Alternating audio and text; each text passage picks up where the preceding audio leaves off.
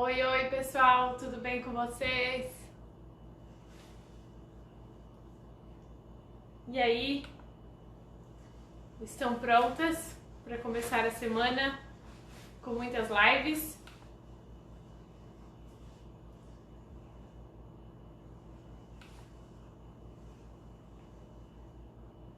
Vou esperar um segundinho para todo mundo entrar.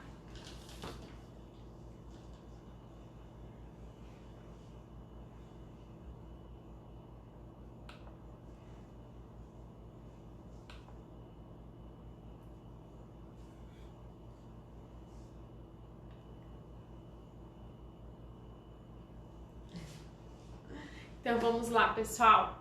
Muito boa tarde para vocês. Sejam muito bem-vindas. Hoje nessa live a gente vai começar uma série de lives e o tema de hoje é bolos mais fofos, uniformes e úmidos. Vamos falar especificamente de agentes aeradores e em especial do fermento e do bicarbonato, certo?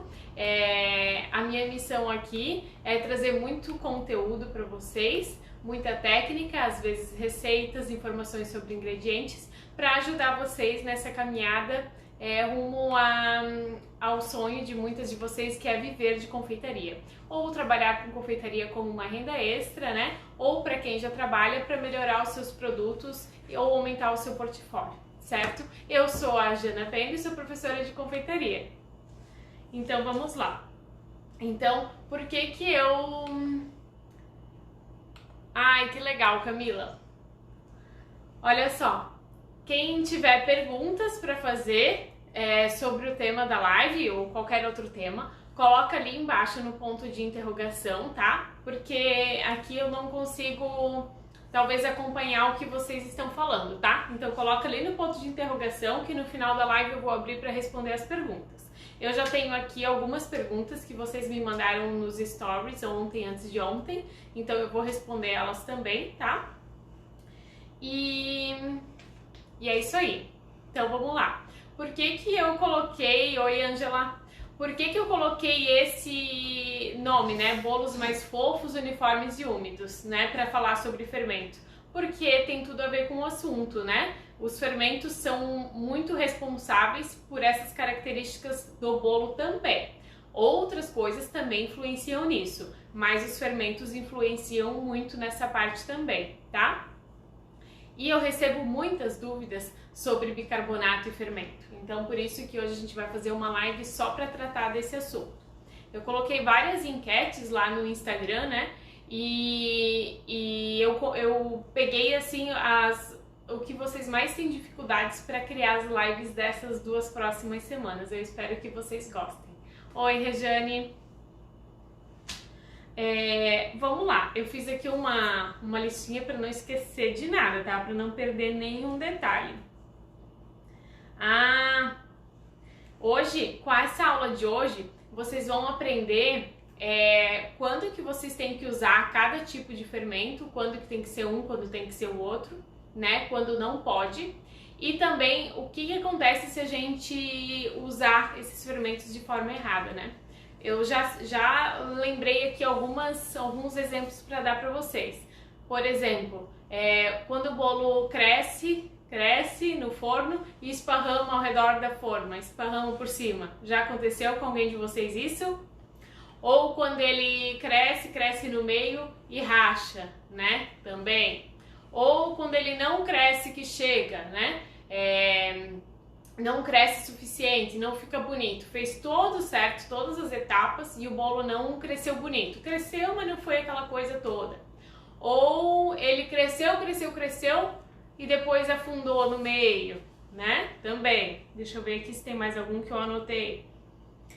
Tudo isso pode acontecer nas nossas massas de bolo se a gente não está usando os agentes aeradores ou fermentadores adequadamente. Quando a gente passa a conhecer os ingredientes que a gente trabalha... Amor, arrasta essa luz um pouquinho pra trás que tá muito forte. Por que que eu... Aí, assim ficou bom. Perfeito. Por que eu gosto de ensinar vocês a usar os ingredientes, a saber como que eles funcionam, né? Porque aí a gente consegue corrigir quando acontece algum problema na massa. Ou a gente sabe identificar onde errou, não é mesmo? Já aconteceu comigo 2 vezes de eu ter problema com o bicarbonato. Foi as 2 vezes com o bicarbonato, Eu tinha uma massa de bolo de banana. A massa era muito boa e na receita ia só o bicarbonato, não ia fermento, ia só bicarbonato, a quantidade que a receita pedia, certo? E aí esse meu bolo sempre ficava amargo, Aí depois, né, depois de muitos anos, né, de experiências, de estudos e tal, aí eu entendi por quê. Porque aquela receita, ela tinha muito bicarbonato pro tanto de banana que ia na receita. O que tinha de ácido na receita do meu bolo de banana? É uma pequena acidez ali da banana. Não sei dizer se a banana, se toda banana é muito ácida ou se tem algumas que é menos ou mais. Pode ser isso também, né? Então, o bicarbonato que eu estava usando na receita, tava faltando ácido na massa para neutralizar ele. E aí o meu bolo tava ficando com gosto amargo e eu não sabia por que era. Então depois, né, de alguns anos é que eu fui entender por que estava acontecendo isso com o meu bolo. Outro exemplo que eu trouxe para vocês uma outra massa de chocolate que também amargava e era usado bicarbonato. Então como que eu fiz para corrigir essa massa? O bolo de banana eu substituí o bicarbonato por fermento, tá? Só para contar para vocês. Eu substituí o bicarbonato por fermento, aí fechou, deu tudo certo sempre. Aí eu tenho outro exemplo também que é com uma massa de chocolate, uma massa de cacau. Também a massa amargava bastante, assim. Aí o que eu fiz? Eu diminuí a quantidade de bicarbonato e coloquei um pouquinho de fermento na receita. Aí pronto, foi resolvido, a massa nunca mais amargou e eu resolvi o meu problema.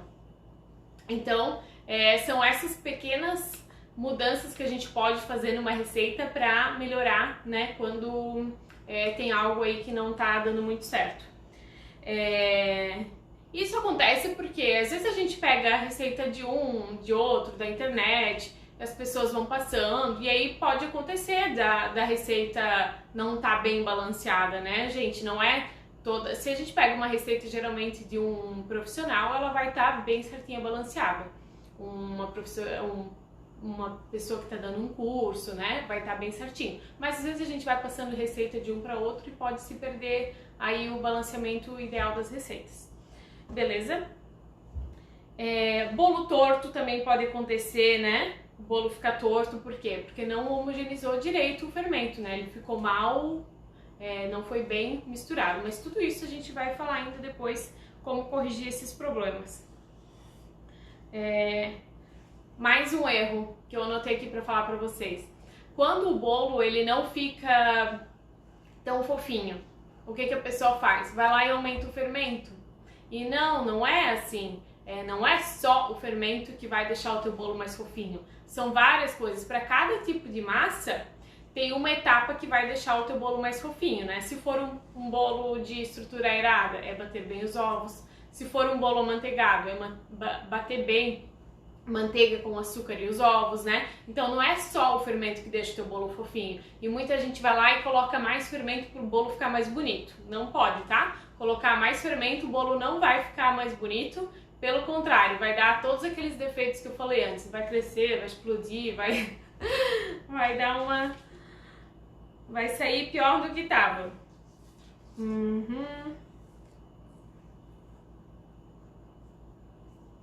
É isso aí. Agora, então, eu vou virar aqui pro quadro e eu vou explicar para vocês a composição dos fermentos, como que eles agem, como que eles funcionam, do que precisa, qual é a diferença de um e de outro, quando a gente usa um ou outro. Vou explicar tudo isso para vocês agora aqui no quadro, tá? Então eu vou virar o celular para vocês conseguirem ler aqui o que tá no quadro, tá?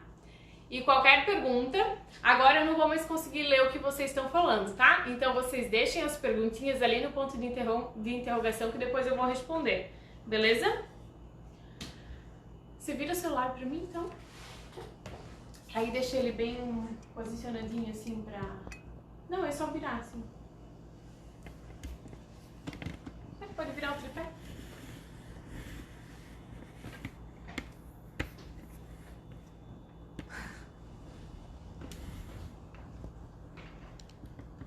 Pera aí, pessoal, deixa eu só ajustar aqui.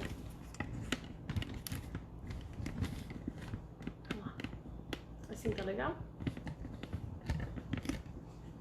Uhum. Vê ali. Tá bom assim?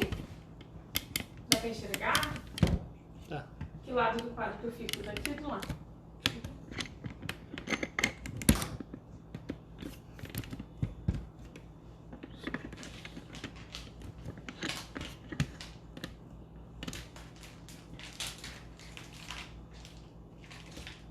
Fechou? Se precisar ajustar a luz, mas acho que não. Olha só. Então, para começar do começo, eu comprei no mercado dois fermentos, né? Um fermento químico e um bicarbonato de sódio, né? Por que eu falei dois fermentos? Porque os dois são fermentos, tá? E aí eu comprei para mostrar para vocês a composição bem certinho. Então, olha só. Ingredientes do bicarbonato de sódio. É só bicarbonato de sódio. Bicarbonato de sódio é um ingrediente, não, é um composto químico. É um composto químico puro, bicarbonato de sódio, tá? Agora o fermento, olha só. Fermento, ingredientes. Amido de milho. Aqui, ó, coloquei amido de milho.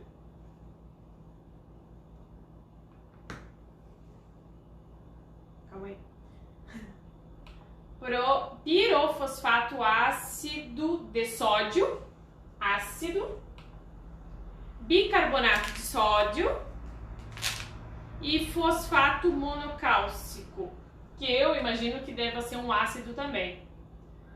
Eu fiz engenharia química, né, gente? Mas não é por isso que eu tenho que saber todas essas coisas aqui de química, não. Isso aí eu não lembro mais nada, tá? Então, olha só, o que tem aqui dentro do fermento químico?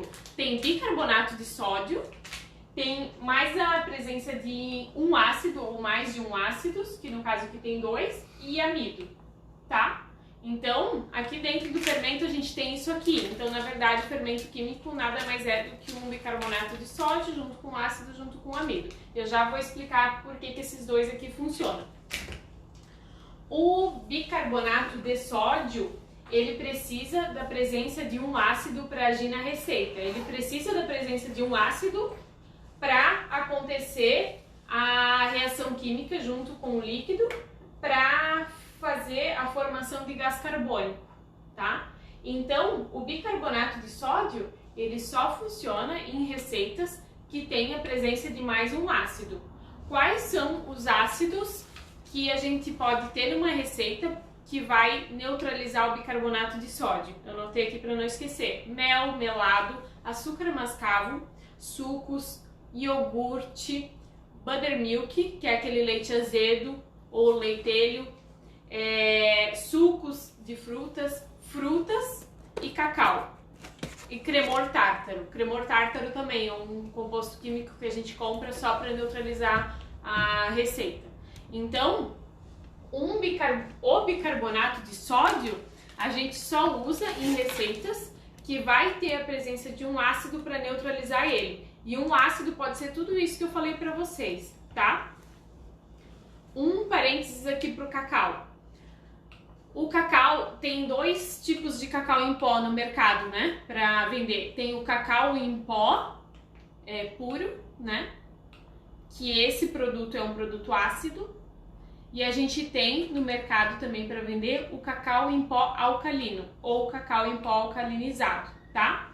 Então, para a gente utilizar numa receita com bicarbonato de sódio, não pode ser o alcalinizado, tá? Tem que ser o cacau em pó puro, que é um produto ácido. Porque o bicarbonato de sódio, ele já é um alcalino. Então, alcalino mais alcalino vai amargar a tua receita, tá? Então, tem que ser bicarbonato de sódio com cacau em pó puro para a gente ter a neutralização desses dois componentes na massa, certo? E quando a gente tem uma receita, uma massa que não tem presença nenhuma de nenhum ácido, não tem iogurte, não tem leite azedo, não tem cacau em pó, não tem sucos de laranja, né? Não tem nada disso. Aí a gente usa o fermento na receita, tá? E o fermento, ele é composto por bicarbonato mais ácido. Então esse ácido aqui, ele entra no fermento para neutralizar esse bicarbonato, tá? Um neutraliza o outro dentro do fermento. E o amido, ele tá misturado aqui junto, por quê? Porque esses dois juntos aqui, eles podem empedrar, eles empedram se não tiver o amido. Então o amido, ele entra aqui junto com eles para estabilizar o pozinho, para deixar ele fininho assim como ele é. Tanto que a composição do fermento, primeiro lugar que vem é amido. Então a maior parte do que tem aqui dentro desse potinho é amido. É o ingrediente que mais tem aqui dentro é amido. Aí em segundo lugar que vem o bicarbonato e os ácidos, tá? Agora, então tá, falei da composição dos dois, certo? Composição dos dois já tá entendido. Agora, do que precisam para agir? Os dois, né? Os dois, eles precisam de líquidos para agir. Sem líquido, eles não agem. Então, essa é a resposta de por que o fermento é sempre o último a entrar nas receitas, tá? Porque a partir do momento que eles entram em contato com os líquidos, as reações químicas nessa massa. Então, por isso que os fermentos são sempre os últimos a entrar na massa. Isso vocês já sabem, né? Então, entrou em contato com o líquido, os fermentos já começam a agir, tá? Isso serve para os dois, tanto para o fermento quanto para o bicarbonato. Aí, com a presença de calor lá no forno, essas reações vão acontecer, elas vão se intensificar. As reações vão se intensificar com a presença de calor. E aí vai haver a formação de gás carbônico, tá? Então, fermento, bicarbonato de sódio, mais ácido, mais líquidos, que geralmente água, né? Os líquidos da receita. Bicarbonato mais ácido, mais água, mais calor, resulta em gás carbônico, tá? Essas bolhas de gás carbônico que são aquelas bolhas que ficam no meio do nosso bolo, no meio da massa, tá? E como que essas bolhas de gás carbônico elas ficam presas na massa? Elas têm, assim, né? Vamos aqui desenhar uma massa. Aqui tá a nossa massa cortada, né? Aqui fica cheio de bolinhas, né? Cheio de bolinhas, assim. Não sei se dá pra ver daí. Essas paredes aqui, ó.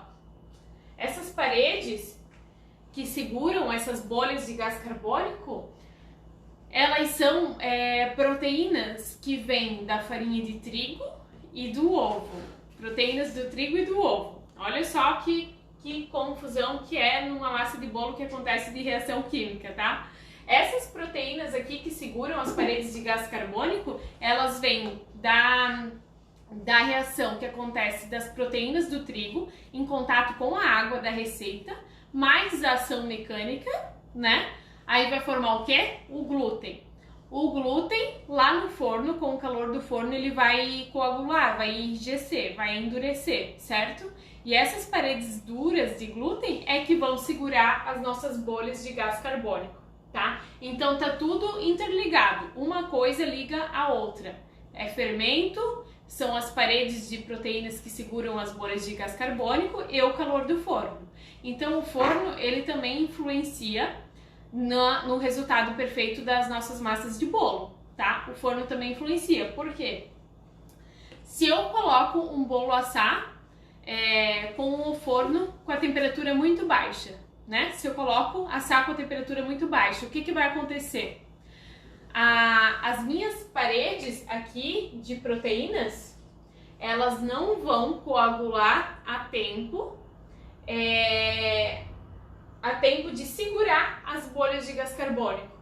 Então, o que vai acontecer? A reação química vai acontecer aqui na massa, as bolhas de ar vão escapar tudo para fora, porque as proteínas não enrijeceram a tempo. Então, forno frio causa isso na massa do bolo, tá? Agora, se eu colocar um bolo assar com o forno muito quente, o que vai acontecer? O meu bolo, ele vai estar ainda baixinho, não cresceu ainda, porque a reação química ainda não aconteceu completamente, né? Ela já começou, mas não aconteceu completamente. E aí, as bolhas de gás carbônico aqui dentro não se formaram ainda. E o calor já foi suficiente para enrijecer as proteínas. Então, o que vai acontecer? O meu bolo vai ficar com as proteínas duras, né, rígidas já, só que as bolinhas de ar dentro vão ficar muito pequenas, porque elas não tiveram tempo de se expandir a tempo, né? Aqui a parede aqui em cima, ó, foi formada, as proteínas já enrijeceram. E aí a reação química que vai acontecer lá dentro da massa vai criar o gás carbônico, mas o gás carbônico não vai ter força para empurrar a massa para cima, porque a massa já endureceu, as proteínas já endureceram. Deu para entender? Então, se a gente coloca a massa dentro do forno frio, o ar do gás carbônico, o gás carbônico escapa antes das proteínas endurecerem. Aí vai escapar toda a fermentação da massa. E se a gente coloca a massa dentro do forno com o forno muito quente, as proteínas vão se endurecer muito rápido e o gás carbônico não vai ter força para expandir e fazer a nossa massa crescer. Entenderam? Que complexo, né? Parece complexo, mas não é tanto não. E tem mais uma coisa aqui que eu separei para falar para vocês. Quando que eu uso os dois na massa? Porque tem massa que a gente usa só um, e tem massa que a gente usa só o outro, e tem massa que a gente usa os dois, né? Une os dois. Quando que isso acontece? Quando que a receita ela é balanceada para isso. Porque se eu tenho uma massa, por exemplo, vou dar um exemplo da massa do Red Velvet, certo? A massa do Red Velvet, ela vai um pouquinho de... Ela vai leite azedo ou iogurte e vai um pouquinho de cacau também. Mas ela não é uma massa de chocolate, ela vai só um pouquinho de cacau na massa. Então ela tem ali uma quantidade de ácidos presentes na massa, né? Então eu tenho uma quantidade de bicarbonato que eu coloco nessa receita para neutralizar essa quantidade de ácidos que eu tenho presente na massa. Mas esse bicarbonato aqui, ele é insuficiente para fazer a minha massa crescer do jeito que eu quero. É pouco fermento. Então o que eu faço? Eu coloco um tanto de bicarbonato que vai neutralizar os ácidos que eu tenho na receita. E para complementar essa fermentação, eu vou adicionar mais fermento químico, tá? Então, para complementar, eu adiciono fermento, porque o fermento é um produto que eu não preciso neutralizar com nada. Eu posso usar ele sozinho. Então, fechou. É assim que funciona. Deu para entender? Se não deu para entender, vocês me escrevam aí que eu explico de novo depois, tá? Bem tranquilo. Aí, deixa eu ver aqui. Ah, tá. Essa parte que eu pulei era para eu falar no começo, mas olha só. O que são os agentes aeradores de um bolo, né? Eu pulei direto para os químicos. Não são... Oi?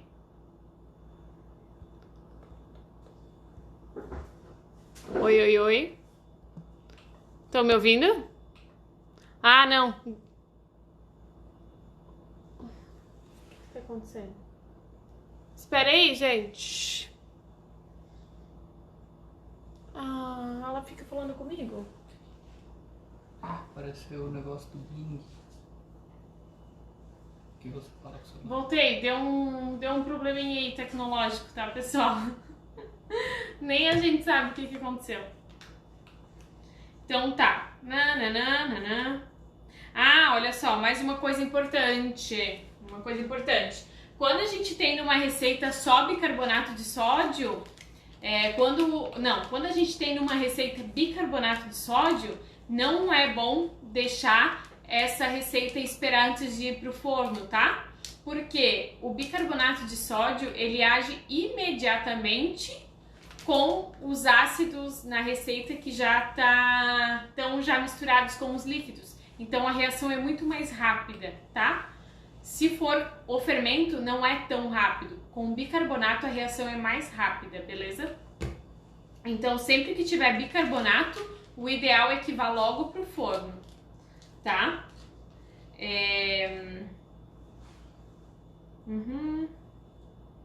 Ah, mais uma coisinha que eu anotei aqui pra falar. Sabe por que o bicarbonato deixa gosto amargo nas receitas quando ele não tá neutralizado com o ácido? Porque quando o bicarbonato é um alcalino, quando a gente tem a presença de um alcalino numa massa livre, esse alcalino livre, faltou o ácido, né? Ele não tem ácido nenhum para neutralizar. Então ele ficou livre para reagir com outros ingredientes da massa. E aí que ele reage com a gordura. E é o bicarbonato de sódio, um alcalino junto com uma gordura, é que dá esse gosto amargo nas receitas, tá? Então essa é uma informação que eu achei bem interessante, que a gente sempre esquece de comentar. Então eu anotei para não esquecer. Nananana. Beleza, show. Agora eu vou para as perguntas. Eu tenho aqui algumas perguntas que deixaram na caixa de perguntas para mim. Vou responder elas agora. E se vocês tiverem mais perguntas, deixa ali na caixa de perguntas para mim também, tá? Mas agora eu vou virar o celular. Vou virar o celular porque eu gosto de ficar olhando se tá tudo certo aqui. Se tá tudo acontecendo certo.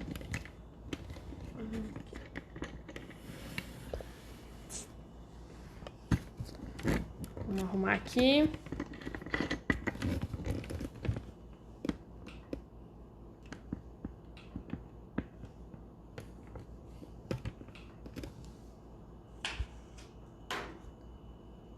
Fala de novo sobre os aeradores.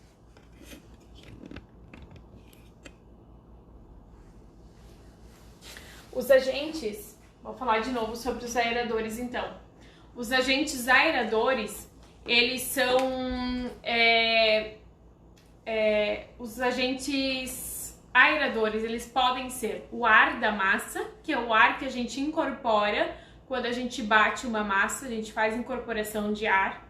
Então esse ar na massa, lá dentro do forno, com o calor ele vai expandir, por isso que o ar também é um agente aerador. Líquidos da massa, água da massa, também no forno eles viram vapor e expandem, e aí também é um agente aerador. E a gente tem os agentes aeradores biológicos, que são os fermentos que a gente usa para pão, que são leveduras, né?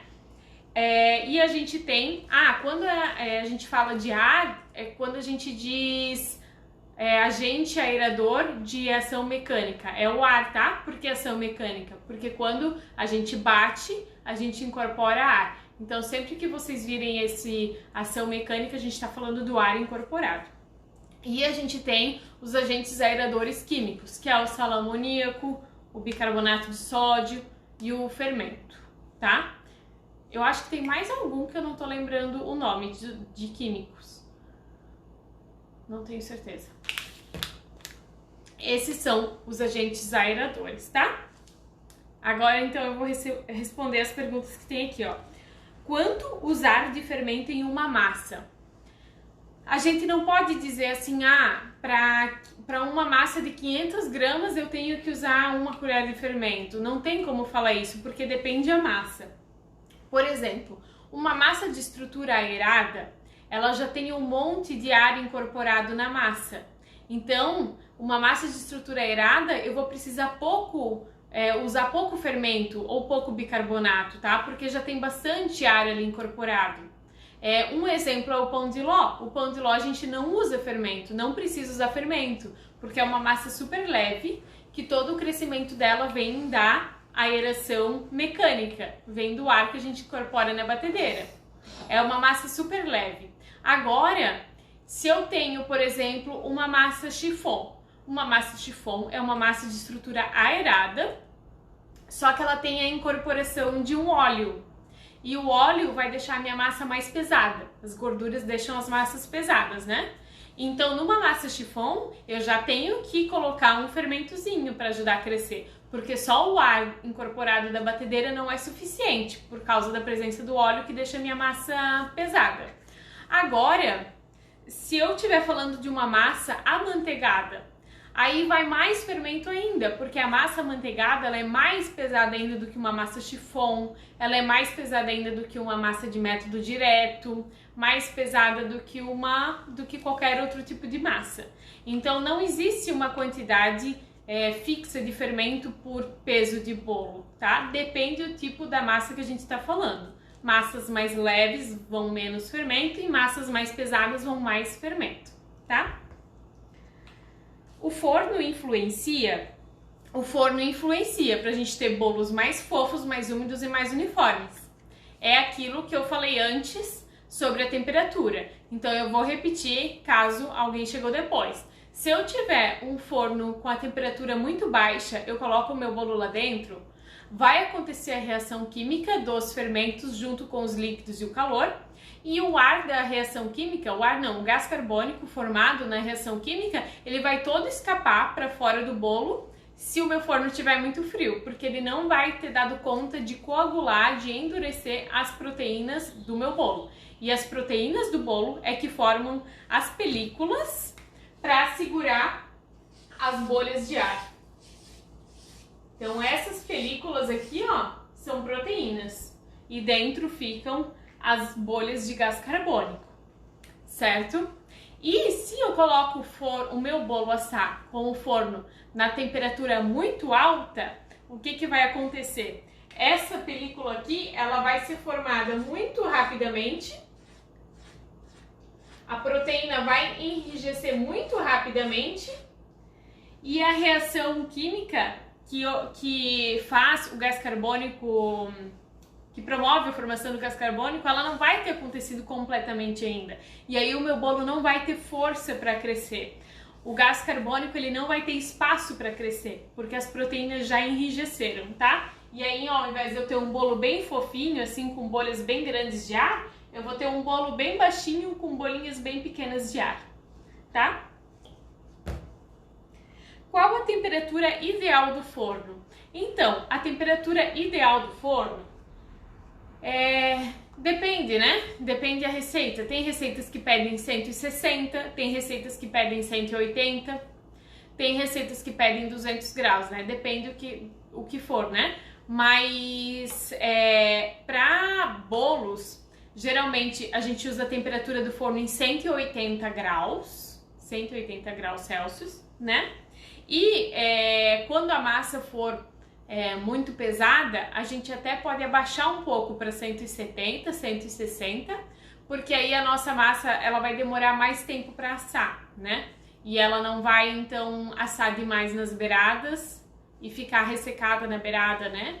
Então o tempo e temperatura varia um pouquinho de acordo com a massa e de acordo com a massa, isso mesmo. Sobre a temperatura do forno, cada forno, eles com o uso, assim, vai desregulando, né?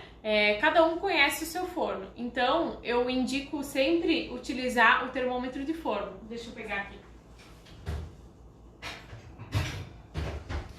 Ó, com esse termômetrozinho interno de forno, a gente coloca dentro do forno isso aqui e controla a temperatura que está dentro do forno por esse medidor, tá? Porque às vezes o forno ele pode desregular. Aconteceu comigo mesmo no ano passado. O meu forno sempre estava tudo normal e aí um dia eu fui assar suspiro num curso e passei vergonha que queimou meu suspiro, né?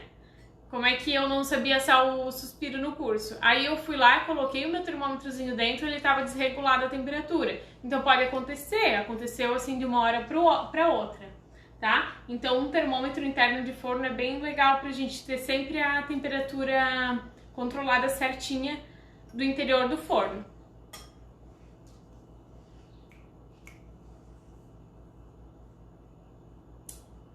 Olha, essa pergunta foi boa.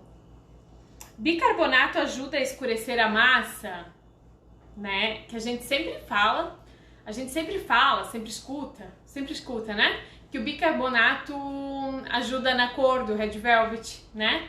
Ou que o bicarbonato ajuda a intensificar um bolo de chocolate, por exemplo, né? Eu vou explicar para vocês por que isso acontece. Porque o bicarbonato, ele é alcalino, né?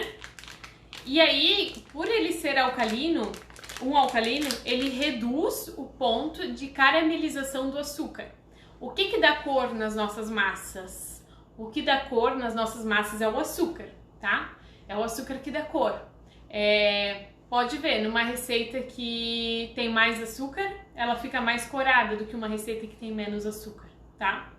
Vocês podem perceber nas receitas de vocês isso. O que dá cor nas massas é o açúcar. Então, quando a gente usa bicarbonato de sódio numa massa, ele reduz a temperatura de caramelização de açúcar. Então, assim, ó,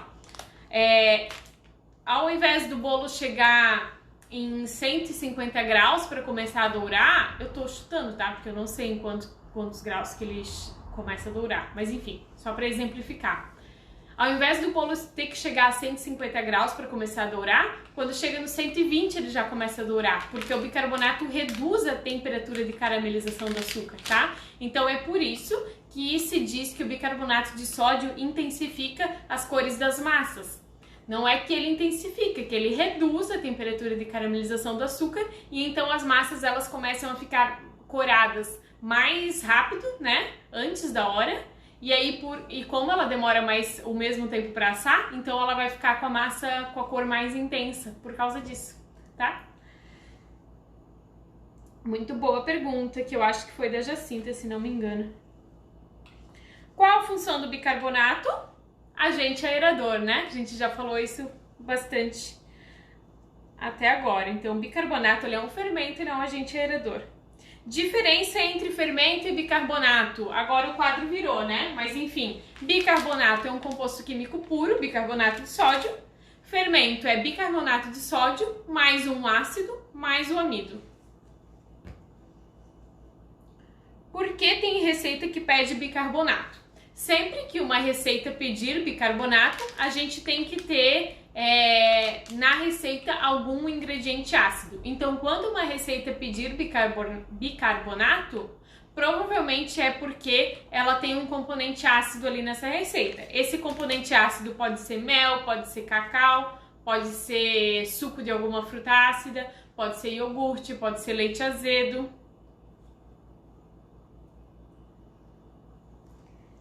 Bicarbonato tem função de sabor no alimento? Essa pergunta também foi boa, né? Ele não tem função de sabor no alimento. Não tem nenhuma. Ele só dá sabor quando ele tá desbalanceado na receita, que aí ele vai trazer aquele sabor amarguinho, tá bom? Mas essa não é a função dele. A função dele é só agente aerador. Olha essa. Quando na receita pede bicarbonato, posso substituir por outro tipo de fermento? Então, se na receita pede bicarbonato, né? Quando numa receita pede bicarbonato, por exemplo, na receita do Red Velvet, eu tenho iogurte na minha massa de Red Velvet e eu tenho bicarbonato. Eu posso só tirar o bicarbonato e colocar tudo fermento? Pode tirar. Pode tirar, não vai ter problema, porque a tua massa ela vai ficar só com um pouquinho de gosto mais ácido por causa do iogurte e do cacau, mas não vai influenciar assim no resto. Vai ficar só com o sabor um pouquinho mais ácido. Isso. O crescimento dela você vai substituir pelo fermento, então vai dar tudo normal.